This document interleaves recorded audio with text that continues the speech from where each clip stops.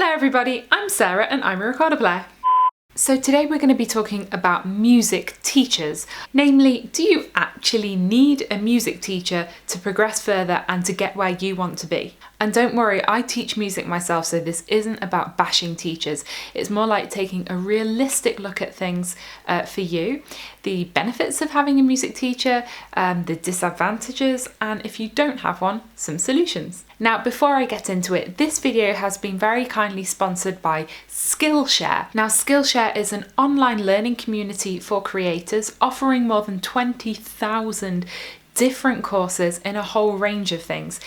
In the category music alone, there are more than 2,000 courses in music theory, composition, entrepreneurship. So as you can see, you can pick your course and that will be a series of videos that you can follow. To enjoy all of their features, you can sign up for Skillshare Premium, and this is super affordable. It comes out at less than $10 per month, but I have an offer for you. There is a link in the description that will give you the first 2 months for free.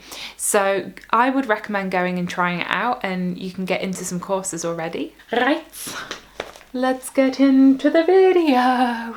So do you need a music teacher? Well, the thing is, everybody is going to have different starting points, life circumstances, and goals, and these are going to change what you need. For example, someone picking up the recorder as a hobby after retirement will have different needs than somebody in high school aiming to go to conservatorium.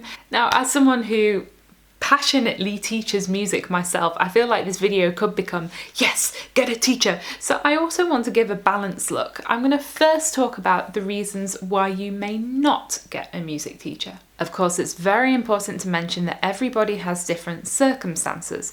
I feel like the three main circumstances that may prohibit you from getting a teacher are money, accessibility, and time. Now, rates vary, but here in the Netherlands, a qualified music teacher is going to cost you upwards of €40 per hour. That's before taxes. Now, when you're working with a professional, it's very important that you pay them a professional wage, but I understand that this is definitely not possible for everybody. Accessibility. Maybe you live in a city or a country where the music teacher you want just doesn't live there.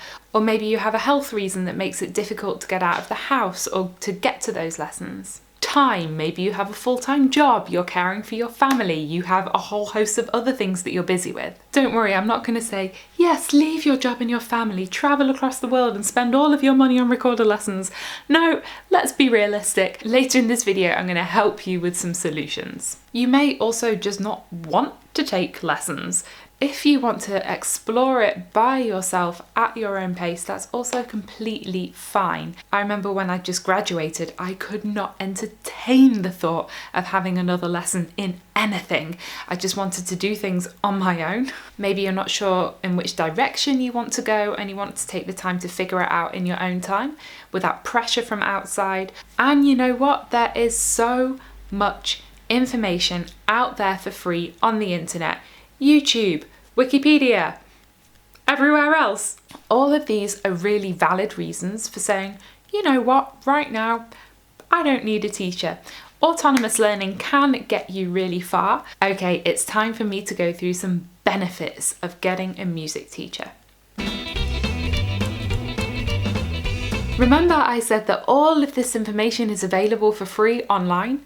Yes, but it can be completely overwhelming. It's very easy to get lost, you can't see the wood for the trees, and it's hard to know what to do next. A good music teacher will give you the structure that you need.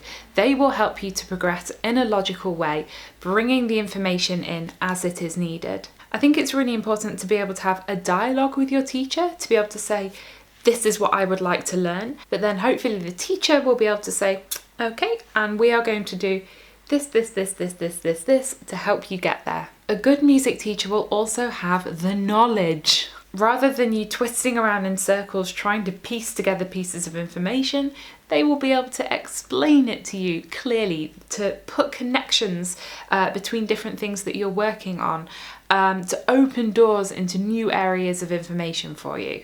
When you're paying for a professional teacher, you're paying for all of these years of knowledge and experience that they can funnel down into you.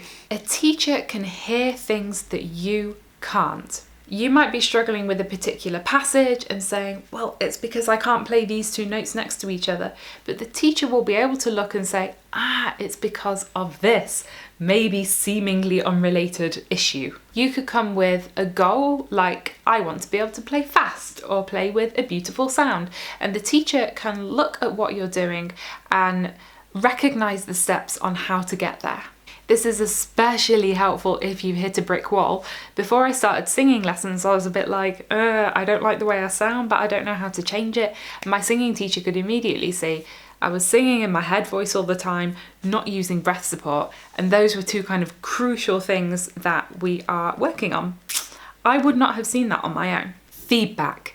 This is essential for long-term development. It can be scary getting feedback, it can be confronting, but it's so important. In the lesson, the teacher will be hopefully encouraging you with positive feedback and also pushing you with some critical feedback. And this also works in the long term as well. They will be able to take some distance and see the progress that you are making, even if you're in the middle of it thinking, I'm not getting anywhere. Motivation. Having a lesson to work towards is a huge motivator for practice. They're holding you accountable for making sure that you're putting in the time and pushing you out of your comfort zone, which really makes you grow as a result. And the last thing is, it's just so much fun. I really look forward to my music lessons. It's a big motivator. And I just really enjoy it. And at the end of the day, I think that's what it comes down to. All right, we've weighed up the pros and cons. I'm going to give you a bunch of solutions now if you are choosing to go on without a teacher for any reason. Solutions for autonomous learning. The first, of course, is YouTube. Last week I talked about some of my favourite music YouTubers. You can find so much information on YouTube. Pro, it's all out there for free. Con, there is so much and it can be quite difficult to find a structure amongst it. This is where online courses can come in, like Skillshare that I mentioned earlier. This is the same kind of video-based learning, but organised into a logical manner. And if videos aren't your thing, you can still learn a lot online in forums. There are very many recorder forums. You can basically ask any question and get an answer. The cons of this is that I've often seen a lot of differing answers, a lot of people getting into arguments. You're kind of relying on the opinion of other people. It might not always be the best for you. Maybe you don't want to learn online. Good thing is that books exist. There are a huge number of different recorder methods that you can follow. I've covered these extensively in a few other videos, links in the description.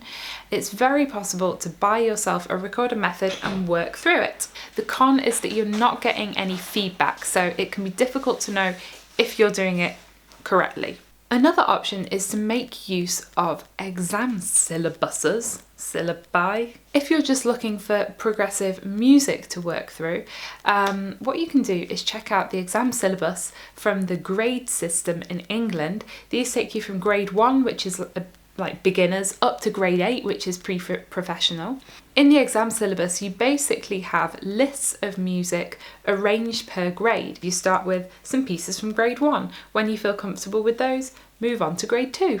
An extremely important one is listening. One thing we do in my singing lessons that really pushes me out of my comfort zone is a lot of recording as well, and this listening back to myself. I learn a lot.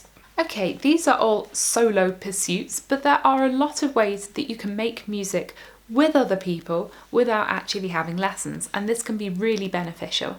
Playing in a group or ensemble. This is actually how I learned the recorder for most of my childhood. Playing in a recorder group, it's fun, you will learn a lot, it will keep you motivated. In countries like the UK and the US, there are recorder societies that you can join that will have regular meetups. Now this could be a weekly thing. Maybe you find a local recorder group that you go and play with. You also have recorder courses or summer schools. You could choose to go on those once a year, for example. And of course, it doesn't only have to be with recorder players. Maybe you join the band at your local church, or you get together a group of people in your village that play a whole bunch of random instruments. It's also fine. Of course, here the issues of accessibility and time and money come into play. Maybe you live in a remote area, or maybe you don't have the money to fly off and do summer courses. And something that can be really helpful is to find a friend who's a musician and play for each other. You can choose to give feedback or not. Just playing for a different person can be really helpful. And then lastly, maybe you want to have a lesson, but just every now and again, a one-off lesson. This could be in person or over Skype as well. I'm going to say something here. I don't give Skype lessons at the moment because my schedule is full, but I have compiled a list of my professional contacts who do. So if you would like that, please send me an email. And the very last thing is, don't forget about complementary learning. Maybe you're not having specifically recorder lessons, but other things you are doing are complementing your recorder playing. For example, as a child, I never had recorder lessons, but I had piano lessons and flute lessons, and I have really good music teachers in high school. And all of this helped me to get to a kind of pre-conservatory level. So let's make some conclusions. In an ideal world, I think it would be wonderful if everybody could have their own professional music teacher, but there are many circumstances that might prohibit this. So there are a whole bunch of solutions for this, which I've gone through. If you want to make music your profession, I think you have to do everything in your power to make your level as good as it can be, and this includes having a teacher. A teacher gives you motivation and enthusiasm and structure and helps you get through all of those brick walls and obstacles along the way. So if it's possible, it's really, really worth it. But if not, don't worry. The most important thing is to have an open, curious mind and to enjoy the process. I'm not really giving you a clear answer, but I don't think there is one. So yeah, let's wrap it up. As always, you can subscribe to my channel by clicking on my face down here. Down here is a link to the Team Recorder Patreon where you can support the channel. In the description is our web shop where you can buy Team Recorder merch or my CD. And up here are my favourite music YouTubers. Thanks for watching and have a great day. Bye!